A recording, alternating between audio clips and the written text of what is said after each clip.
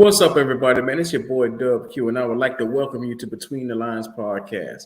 If you haven't already, make sure you come on in, like, subscribe to the channel, show that love, and make sure you take a venture at all the stuff that we got going on, from Discord to a bevy of spreadshop.com where our merch is.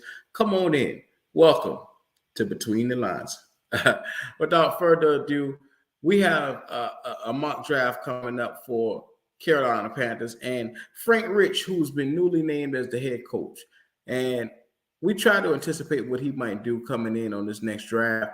So now, knowing who our coach is, knowing that he's offensive minded, now, if you ask me, the Carolina Panthers are on the clock. So without further ado, let's get on into it if we're going to get into it. Starting off first, you want to, make sure that you keep or you get your quarterback. And they're offering us the 14th pick right here. I'm not going to take that. Ooh, the 21st pick, and you get a third and a fourth. They're offering us the 19th pick and a first-round pick next year and a second-round pick next year. Ooh. That Tampa Bay one, man, that's the devil. So let me come back to the trade offers. Let me take a look at number 9 and see who's available. Oh, my God. You got a chance to get Will Levis or Bryce Young. And Anthony Richardson is sitting right there. All right. You can take your pick of quarterbacks. Out of the two, who do you project us to take? Bryce Young is a little bit smaller. He's a smaller frame guy, but he's dynamic, and that's probably why he dropped to us, because some quarterbacks, some teams are fearing getting this smaller guy in. And so without further ado, I mean, do you want him or the bigger guy, Will Levis, who somewhat makes, intermediate short throws, but he falls in love with the deep ball sometimes a little too much, where he throws a lot of interceptions. I'm going to say that we want star power in this draft, and we're going to go Bryce Young. That was probably the first and last time you see him drop like that. But you got to jump on that opportunity when it comes. All right, sitting at number 39, the Carolina Panthers are now on the clock. And we're being offered next year's picks. Nope, not going to take that. Not taking that. 39 to 59. I'll bite on some of the picks, but just not those. So if I was to take one, it would be this Buffalo one, where we get to pick up 2 more third-round and fourth-round picks. But before I do that, let me take a look and see who's all available, because you want to make sure that you keep your eyes all the way open to the draft board. Oh, my God. Jalen Hyatt is sitting right there. I can get him and bring him in. Dalton Kincaid is sitting right there as well, too. Oh, y'all, after watching me do a couple of these mock drafts, those are my 2 guys. If the Panthers can pick them up, that's who I want. That's one of the ones who I want. But I'm going to try it a little different right here. I'm going to go Jalen Hyatt. Let's get the bang for the buck. If we're going to turn over a new leaf in Carolina, let's turn it all the way over. I have not done a mock draft yet that had Bryce Young and Jalen Hyatt together on the clock at the same time. So this is different for me. They want our second round 61 pick. And they want to give us a first round pick for next year, a third round pick for next year. It's not bad. It's not bad. It's giving up a lot, I'll tell you that. 2 second-round picks for next year, and you get a third round. That's. I'm not gonna bite on that. Tennessee want to give us the entire Bucks, but you see why. You can see why. There's a bevy of good players just still sitting around here. Let's see who's available at tight end. You got Tucker Kraft sitting there. See who's available at linebacker. Look no further.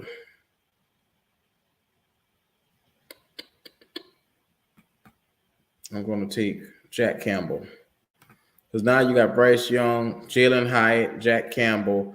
What a way to start off your draft if you're Frank Rich coming in and you're really looking at, okay, I need to do what I can to fill most of the holes around here, but also solidify some holes over here.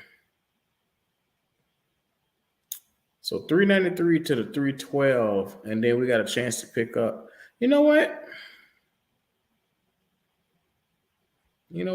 I'm going to accept this. That gives us a little bit where we can fill some of the holes on the team. I fully expect Scott Federer to make some kind of magic happen around here. And we're going to reject that. All right, let's go on in and see what we got and what we can work with. Ooh, so we got Jaquelin Roy. I already done tell you guys how I feel about him. You got Tank Bigsby sitting right there, which is another skilled possession player. Byron Young will be sitting there at 97. I mean, you got so many guys that you can bring in that you can make a difference. Right now, you need to pair somebody in there with Derek Brown. Let's look at tight end. Woo, there's a big gap at tight end right now. So, therefore, we're going to hold off. Tight end might be something we can address. Might be getting Dalton Schultz or something in free agency. So we can also look to get somebody that's could be more of a project guy later on down the line. But let's get to it. We got our linebacker. Let's get us a defensive lineman or an edge rusher. I don't think you can pass up this guy right here. Jaquelin Roy for LSU. He is going to be a monster. So with that being said, on our next pick,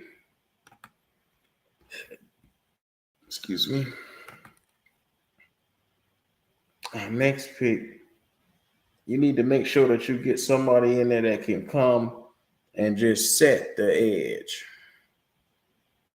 I like Nick Hampton a little bit more than I like Keon White. But we also need to look at some corners too. We got a couple of picks. We got 5 more selections to go. Let's see who's sitting at running back. Woo! Kenny McIntosh and Deuce Vaughn sitting right there. I can't overlook Kenny McIntosh. I think that was a must. You get a weapon in here. You get a weapon in there. I should have took that first round pick that they offered, but nah, I'm not going to be greedy. Not at this moment. Okay, next coming in, I like Deuce Vaughn as much as I like him, but we got to make sure we hit some other pieces on this team.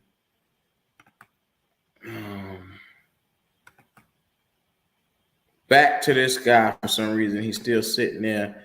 That might be the good Lord's will for us to take him. I'm going to go. I like Nick Hampton better, but I'm going to go Keon White because it's better positioning right here. But make no mistake, if those guys are still available at that next pick at 145, I'm going to take another edge rusher.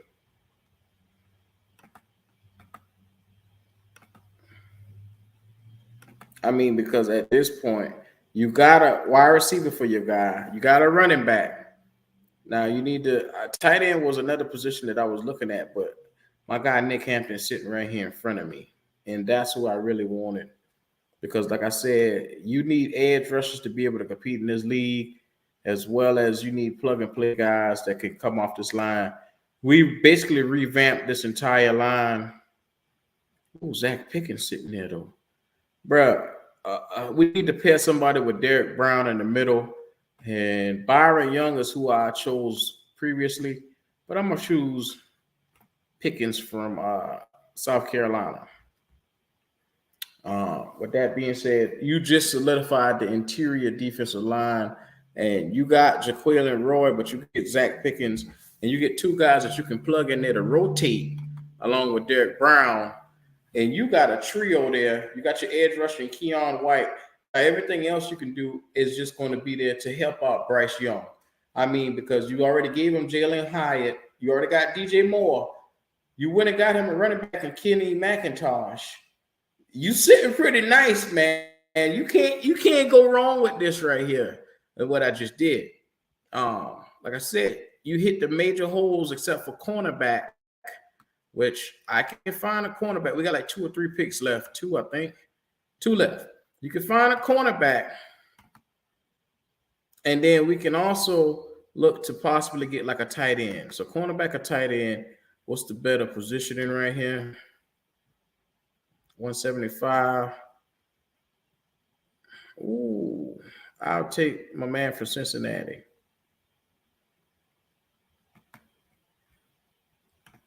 For the positioning, that's an A+.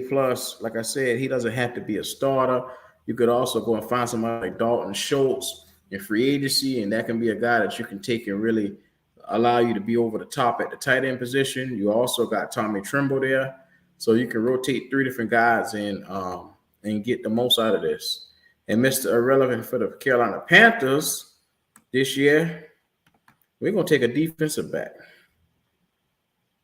We're going to take a defensive back, somebody that, you don't have to worry about.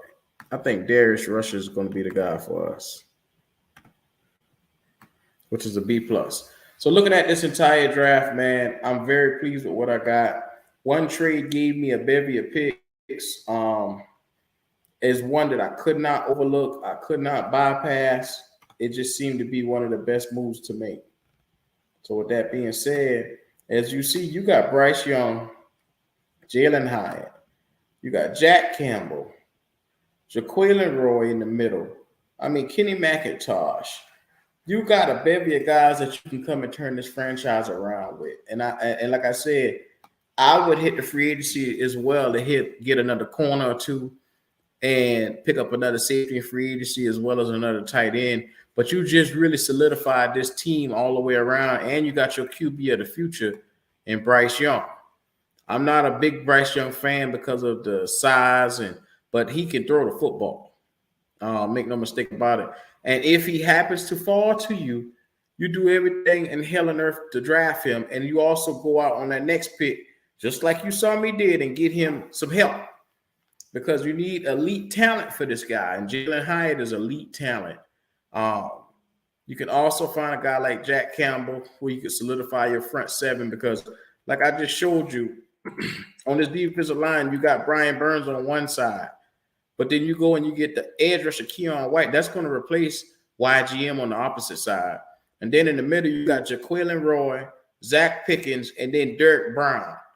A 3-headed monster where you can have these guys come in and rotate and always have a man fresh. So you talking about being a nightmare to defenses, and you put Frankie Louvu with this. Oh my God. What you just did is solidify this team for years to come. And now you got a nucleus of core players that can come and dominate on both sides of the football. Now, you can't talk about complementary football and not look at this and get excited. This will get you to the promised land. That's all I'm saying, man. So I'm in the business of getting us together. This right here solidifies us as heavy major hitters in the NFC South for years going forward. And I believe that this right here ain't no joke. Frank Rich right here can cakewalk into the NFC title for the next 3-4 years with this. So look, if you haven't already, make sure you subscribe to the channel. Make sure you hit Between the Lines Podcast and show that love, man. Hit Black Cat Panther Podcast as well as Life is a Waves. Make sure you go over there and subscribe. Show that love. Hit them cash apps. You already know what time it is. Your boy Dub Q.